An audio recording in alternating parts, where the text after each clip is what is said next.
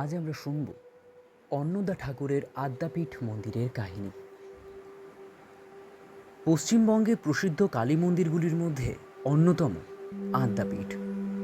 দক্ষিণেশ্বরের কিছু দূরেই দেবী আদ্যার এই পীঠস্থান, যেখানে দেবী কালী আদ্যাশক্তি মহামায়া রূপে পূজিতা হন। মন্দিরটি প্রতিষ্ঠা হয় রামকৃষ্ণদেবের শিষ্য শ্রী অন্নদা ঠাকুরের হাত ধরে। এই আদ্যাপীঠের সঙ্গে জুড়ে রয়েছে নানা অলৌকিক কাহিনী। মন্দিরের প্রতিষ্ঠাতা অন্নদাচরণ আদ্যাপীঠ মঠ প্রায় ২৭ বিঘা জায়গা জুড়ে অবস্থান করে। এই মন্দিরে দেবী আদ্যার মূর্তি ছাড়াও রয়েছে রাধাকৃষ্ণ এবং শ্রীরামকৃষ্ণের ধ্যানরত মূর্তি। মন্দিরের প্রতিষ্ঠাতা অন্নদা ঠাকুর ছিলেন বাংলাদেশের চট্টগ্রামের বাসিন্দা। তার পৈতৃক নাম অন্নদাচরণ ভট্টাচার্য। তিনি আয়ুর্বেদ চিকিৎসক হতে চেয়েছিলেন।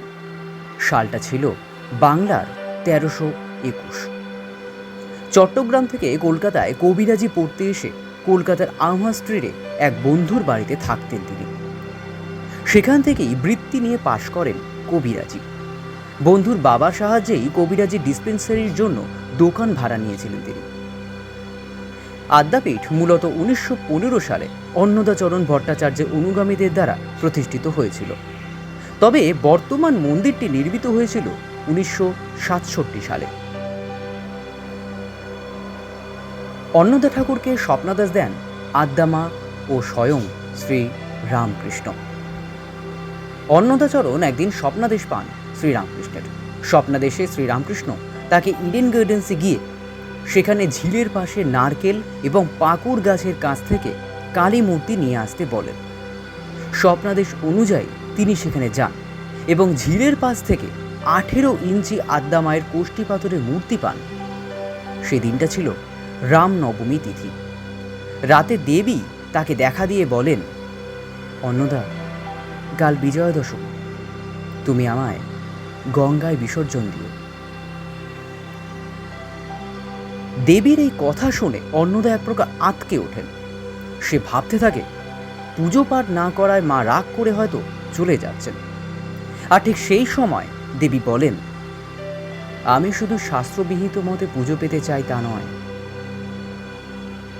যা খাও, যা পড়ো, এমন সহজ সরল প্রাণের ভাষায় যে ভক্ত নিজের ভোগ্য বস্তু এবং ব্যবহার্য বস্তু আমাকে নিবেদন করে, সেটাই আমার পুজো।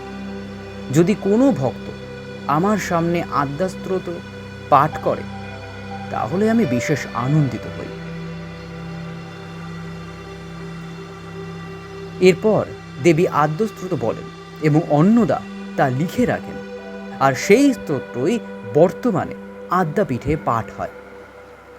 পরে দেবী আদ্যার স্বপ্নাদেশ মতো অন্নদা বিজয় দশমীতে মূর্তিটি বিসর্জন দেন মাঝ গঙ্গায়। স্বপ্নাদেশ মতোই মূর্তিটির ছবি তুলে রেখেছিলেন অন্নদাচরণ। সেখান থেকেই তৈরি হয় বর্তমান আদ্যা মূর্তি। বাংলার ১৩২৫ সালে শ্রীরামকৃষ্ণ তাকে স্বপ্নে সন্দেশ দিয়েছিলেন। তিনি দীক্ষা দেন। আদ্যাপীঠের ভোগে রয়েছে বিশেষ বৈশিষ্ট্য।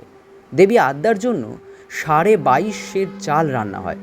রাধাকৃষ্ণের জন্য ৩২.৫ সের চাল বরাদ্দ রয়েছে এবং রামকৃষ্ণ পরমহংসদেবের ভোগ রান্না হয় ১২.৫ সের চালে। সেই ভোগ পঞ্চব্যঞ্জনে নিবেদন করা হয়। সেই সঙ্গে থাকে বিশেষ পরমান্ন ভোগ। অন্নদা ঠাকুর নির্দেশ দিয়েছিলেন, বৃহৎ ভোগ মন্দিরে যাবে না। মন্দিরের পাশে ভোগালয়ে তা সাজিয়ে দেওয়া হবে, সেখানেই নিবেদন করা হবে ভোগ।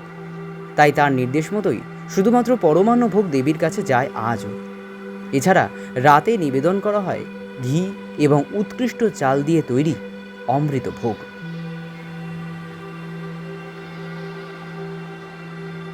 তথ্যসূত্র টিম মাতৃশক্তি ফেসবুক পেজ।